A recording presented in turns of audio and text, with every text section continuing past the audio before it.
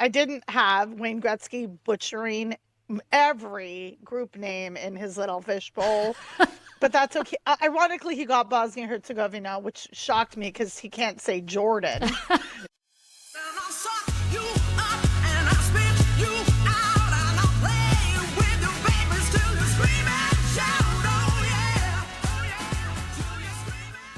Welcome to Burn It All Down. It's the feminist sports podcast you need.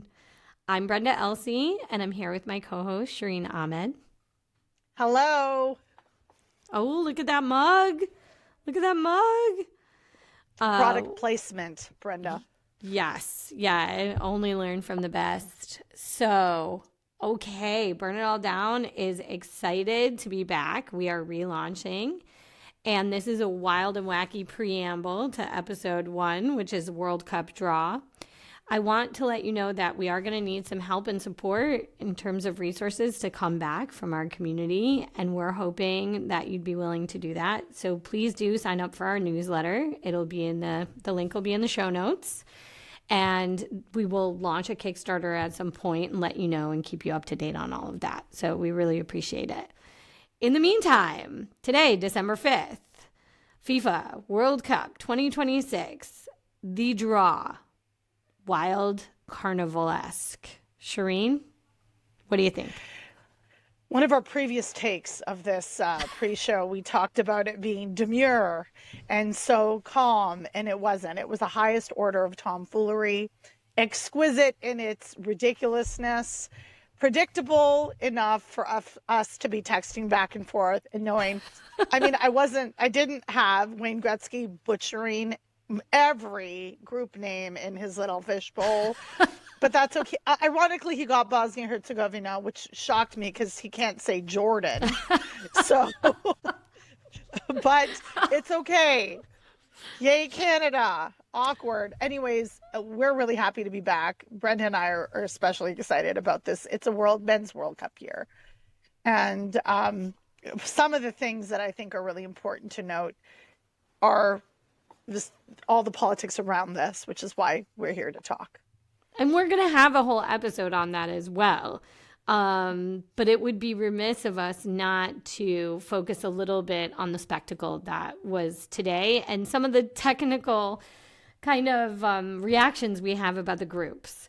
So typically when you're looking at these draws, people are thinking about what they call the group of death, which was a term that, you know, they came up with in 1970 when there were 4 groups or 16 teams. Now we're talking about 48 teams. It didn't feel to me like it worked the same way. It feels like I can almost predict almost all of those groups, having to do with expanding it, really, and making it a little more lopsided, kind of in my opinion. I don't know. What did you think, Shireen? I think 48 teams is wild. Like, you know, it's very easy in our vernacular because we talk about football so often to be like, yeah, it'll be interesting to progress to the top 16. It feels like there's 760 teams in this. So it's like, yes, let's progress to the top 400. Like, it's just, it's a lot. And I am absolutely one for the expansion of access to people, excited for Curacao, thrilled for Cape Verde to be there. But at the same time, like, there's just, it's a lot. And I don't know if the fluidity, I think 32 teams is a sweet spot. And my son actually asked me, he's like, why did they decide? And then I wish I had a soundtrack of like, money, give me money, because that's the commodification of this is all that it's about. And you saw that today in this farcical red carpet-esque. Farcical. What was Cacao was there? I'm not mad at that, but I feel like at once I was like, I feel like, and we're not. I don't even know if we're gonna have time to talk about the Village People's performance. Oh Lord, I mean, I don't know, and why Kevin Hart? I mean, just why Heidi Klum? Like, there are people with. I mean, why not Terry Henry? Can we just get people who can do it without shtick? No, you know why? No Thierry Henry? Because he's self-respecting. That's why. I don't know. He's busy at Fox. But I mean, It's like, but still, No, it's isn't he like, at Paramount Plus? He's I at don't know, Paramount just Plus. anyone connected to the game, and then the Yeah, hackneyed conversations about soccer yeah. versus football. Who cares? We talked about that on a previous Burn It All Down episode, Yes. and that's where I get my information and my history from. Now, the actual, like, seriously, our show is amazing and evergreen and immortal. So, mashallah for everybody out there. The thing that I was going to say was this whole production, it's less, our conversation, Brenny, is less about, is it about the formations? Because I've decided that I have a favorite group already. Yeah, I want to know. I want to know because we're It's, going to do politics in the full episode. So I want to know right yes. now, what's your favorite group? I'm Surprisingly, it's looking at not them. Canada. Surprisingly, it's not Canada. Okay. What do you think my group is? Oh my gosh, there's so many groups. I'm scrolling and scrolling and scrolling. I think your group is G. My group is C. Really? Scotland. My group's G. My Scotland, group's G. Morocco. I'm excited for Scotland. You know I like her like a resistance to imperial. Okay. You know I liked imperialism. I like that. Okay, but they're not with England, which would have been, funner. I mean, Okay. they can't, but, anyway, go ahead. So I'm just not mad at it. I'm not mad at C. I'm I not like C mad and I at like it. L. I like everybody in C, with the exception of ambivalence towards Hakimi, but pro Morocco. In general, I really want Brazil to win this World Cup. So, I know you do. And that is also evergreen. And Well, we know that. And I don't have expectations that they will, but pretty sure they're getting through Group C. I would say, but that's gonna be a banger of an intro match because a lot of the first matches of the groups are kind of meh, but Brazil versus Morocco is like a quarterfinal for sure. So also, I really like Morocco. They are youth champions for AFCON. Yeah. Their women were runners up. I've liked them for a Yeah. while. I'm angry at the women's program for hiring Jorge Vilda, but we can talk about that in the politics episode. But I will say, I feel like Group C with Haiti in it. You're right. It's not going to be the most challenging. It's not a group of death. But it's like a Shireen has an endearment towards this. I agree. It's the most Rizful group. It's a Rizzy group. It is. It's of all of it, Yes. like you don't dislike any. You can't just be like, I hate blank in Group C. No, like there's you can't. no, there's You not. can't. That would be so weird. And Scotland hasn't been at the World Cup in decades. 74. So I think it was them. 1974. Yeah. You can't hate them. You don't even know them. I challenge people to give me a Scottish player. No, I think we're all happy. Haiti's darling. If real serious issues that I hope get attention, obviously. But yeah, no, I think I agree that that's like a darling group. I guess I find G to be, I know New Zealand's ranked last in the FIFA rankings, okay? Yes. But I find it just to be like, that's the only one where I feel like anything could maybe happen. I don't have the strongest of predictions for that group. I mean, Belgium, you think obviously Belgium's going through, but really De Bruyne is aging. I haven't seen a ton of great, but I didn't pay that much attention to the qualifiers for Europe. I'm going to be honest. I provincialized them. I did only for Scotland to go for it. I was really excited about that. Yeah. I also was hoping, and there's still for example, Canada's group, which is Group B, and I will, as media probably be at some of those or whatnot. We don't know. It could be Italy. It could be Wales. We don't know who's going to be filling up Group B for Canada. Right. It could be. It's most likely a UEFA team. There's no South American teams left. But Bolivia, the rule was for. But not, yeah. Oh, right. Yeah. But a lot of people were wondering why they couldn't just keep putting people in groups. And for those that don't know the rules, they didn't want the same, they didn't want a team from the same confederation in the same group, except for UEFA, because they are the exception for everything. Because they have so many damn places. I'm sitting here Exactly. squinting at all the UEFA play. It's such like colonialism. It's really gross. But here we I do. are. What group do you think is going to be the most chaotic, Brenda? That's a really good question. I feel K You is feel chaotic. okay. Colombia's chaotic. I love Colombia. And then Portugal, like Ronaldo's going to want to be on some type of tear to prove himself with his $700 billion. I do feel like that could just fall flat, though. You know, Really? I don't think he's got it. I don't think he's got the juice. I don't think. What about J? Group J? I Argentina, think. Algeria, Austria, Jordan. I mean, you know, anything with Argentina is going to be like they are agents of chaos, right? No matter how much Scaloni tries to keep them in check. But I will add one little caveat about Algeria. Le Fennec, Zinedine Zidane son Luca is playing for Algeria. So I'm trying to make him my son-in-law. So I just want everyone to know, low key, I'm going to be rooting for Algeria. Okay, all right, that's fair. I will root for them to go second in J. Fair enough.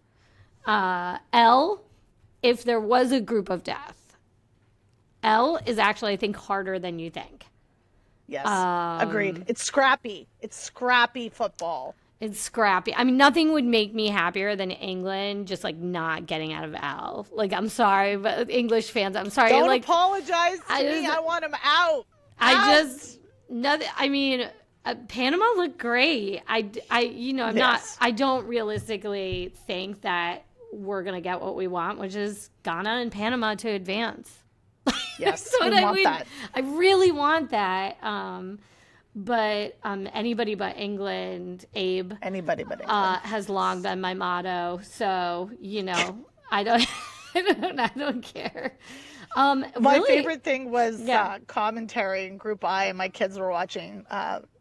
My daughter and my son were watching, and France, Senegal. So they're like basically that's good. Senegal twice. Yeah. So and Norway, and then we don't know who the fourth member of Group I is. That could be very, very difficult as a group. Yeah. I don't really know. I mean, how much can Erling Haaland do? But alone, I mean, I don't know. Would this be a Burn It All Down soccer episode if Brenda didn't talk about Haaland? We have a long-standing disagreement about his transfer fee. I feel like I'm right. I feel like history has borne me out on this. But I did not think he was going to get in. I did not think Norway was going to get through. I was shocked. There's a couple of things. I mean, there was some pleasant surprises. Like, we love an underdog here. Yes. We love people having an opportunity. There's some that I find boring. I actually find just jumping back to Group G, Belgium, Egypt, Iran, and New Zealand. I like it because the Kiwis are there. Right. However, you're right. It could fall flat, even though I think Iran and Egypt in the same group is chaotic, and that could be fun. Tell me your thoughts on Spain, which are touted to be one of the front. I know. I hate Spain next to England, so I'm like a real downer in this in this conversation. And I love Uruguay and I love Bielsa, and so obviously, I would love for them to go through. You've changed me in a little because you know my long disdain for Suarez. Oh, right. Fair. That's a fair disdain. Though this is really a new team. Yeah, yes. It's a very new team. I love Darwin Nunez. And I love Valverde. And yeah, I mean, it'll be, but I think Spain's stacked. I mean, what am I going to say? Like, you're going to say that. I mean, Lamal is like 18. He can't even legally drink in the United States. That doesn't preclude him from dating, models who are 10 years older, as all athletes of a young influence do. I feel like you've taken this into a direction. Like you've really gone from Group H to consent issues. I see Saudi Arabia in that group, in Group H, and I'm thinking all it's going to be is MBS photo ops with Trump. Ew. Oh, you're so right. It's Gross. Oh, and Cabo Absolutely Verde gross. is like such a sweetheart of Beautiful. that qualifying group, and their fans are so amazing. Love them. I love Cesaria Evora from there, the singer, and yeah, just a wonderful to see them. Unfortunate there was Spain and Uruguay and Saudi Arabia. Um, it seems unlikely. I mean, Spain is really a tough one because they're such kind of overdogs, whatever that's called. What's your like overdogs? Overdogs. Yeah, if you're an underdog, you're, what's like a Overly hyped. well, yeah, kind of. They're overdogs, and Over- they're overdogs. Brenda's out here making If I vocabulary. say it a bunch of times, it makes sense to you It with will, the way yes, that I'm yes. saying it. It's like, so I kind of feel like they really like burnt out in 2022. It was just a flame out. Yeah, And I was 100%. there, and they were not good. And No, and no, yet they weren't. and yet they had all the raw material. And I mean, Lamine is like 18, but so was Mbappe. So, whatever. Sometimes you're too naive to like question yourself, and it's just like talent, and that could certainly happen. For sure. I mean, I'm actually excited about the football. Like, we love the football, and I'm not mad at that. No, I yeah. think part of this show that happened today, well, I mean, we didn't talk Mexico, South Africa, which will be the first match of the tournament on June 11th. I love Group that. A. I love I that like just for the this. color schemes alone. I mean, that Yeah. I like that. That's another one where it's really probably Korea's just been kind of disappointing and Sun is iffy, right? So I kind of think that is going to be the funnest of that game. Of course, we don't know who's the final. Do you Fourth. actually think Sun will play? Like, I don't even know. I don't I know. I was in England in May and I went or April and I went to a Tottenham match and he wasn't even playing then. And then, as you know, Right. he left the Premier Right. League, but they were in Europa at that time. But anyways, so Group A, Mexico, South Africa, Korea Republic, and then the winner of playoff D. We don't know yet, but I actually feel like character wise, I like Group A. I'd want to hang out with him. If I could, if we could be Yes. invited to a party, Yes. I want to go to party in number in Group A. And eat whatever they're cooking. I would E. like Oh, who? eat Group eat. A. Yeah, I yeah. want to eat at group. We should do culinarily. What's our favorite group? That's Yes. an important one. Yes. And I'll tell you, it's not going to be D. Group D is not. You don't want to touch that. No, Vegemite and hamburgers. No. Hot dog and USA. Vegemite sandwich. And I don't know who sees, but that is brutal. Oh my gosh. USA, Paraguay, Australia, and the winner of playoffs. See, we don't even know. Whose food do we want? Who do you want? I'm Franny? telling you, like even with just Korea and Mexico, A is strong, and I Yes, bet I South agree. Africa's got a lot more than I even like am familiar with. I would just gut tells me that Yeah, that my would be good. sister-in-law is South African, there we and go. they have this thing her mom makes, and that's called fet cook. So it's like fet cook Yes, I've is seen this. fried dumplings that the yogurt dip, and their biryani is out of this. There's so many other dishes. Oh, that right, they have because that- they have such good immigrant cuisine too, mixed. They do. Right? Yep. And very Yep. multi-ethnic. It's got to be good. It's got to be good, right? So Where- if we yeah. could pick, so we both agree on A because you and I would obviously go together because we come in a package. Yes. What's our next? I'm also gonna pass on Group B. I'm not interested in fondue and poutine. Qatar has some nice taste, but I feel like, okay, hear me out here. Hear me out. Japan, Tunisia. Oh, yeah. Yeah, sure. Netherlands has some good cheese. Yes. I mean, I don't feel like too revved about the Dutch food, but again, they do have Surinamese immigration, Guyanese, like there's a lot Yep. going on. I mean, you could say that about the US too, to be fair. Right? Yeah. Like that group D about any of these countries, really. I mean, we're just talking about their like, whatever image we have of late 19th century food from those Yes, places. but we're Okay. not going to allow U.S. to crutch on the immigrants it hates so much. Oh. Or you know what? Also, long shot. I can't believe this is our first episode back and I have to yell at my kids to be quiet. Like literally, That's so perfect, guys, though. I'm recording. We're professionals. We're professionals. What about Group C? I love Moroccan food. Yes. But 80%. Scotland has haggis, which is where they take like internal like bladders Sheep, yeah. of sheep, and then they fill them up with stuff and throw them at each other and stuff. So I'm like not down with that at all. Like I respect their will to do that, but as a vegetarian, it feels graphic. Yeah, okay. Fair. You know, Absolutely for me. fair. But anyway, okay. Let's see. We got to wrap this up. What's one more? What do you think is the most hilarious moment of the World Cup draw from like a diehard soccer? Not like just the spectacle. What do you think is the most hilarious aspect of it?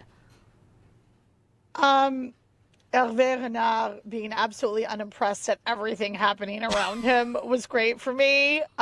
Coaching Saudi now, but I also loved seeing, you know me, I saw Javi on the red carpet, and I love me some Javi. Take me back to 2010. I know you don't like Spain, but Brenda, you and I fell in love. I admire. Yes. That squad. I like seeing him. It was fun from a football perspective. Like Roberto Carlos was there. Yeah. I love how you said he switched from. Okay, one fun moment. They did not offer translations till 75% into the show. It's amazing. I mean, that was amazing. I enjoy and appreciate. I mean, maybe because you speak all the languages that were spoken, so you're fine. I do kind of think like maybe that's the trick, is that you can only watch the World Cup draw in all the languages. Just all the official FIFA languages, and I'll brush up on French. Like fair. I'm actually of the opinion that I don't think I just think in particular I'm very sensitive about Spanish in the United States. People should just learn Spanish, and if there's no subtitles, too bad for you. Become a polyglot. That's all I'm going to say about that. Yeah. This was fun. This was so hectic. This wasn't as hectic as the Village People performance. We could go on and on. I'm so bummed we don't have more time, but this is just the beginning. So thank you, Shireen, and thanks for listening. Hopefully you got as many laughs out of the World Cup draw as we did. And please listen for the political interpretation, more social analysis of the World Cup draw on the longer episode, which is on the same feed. Bye.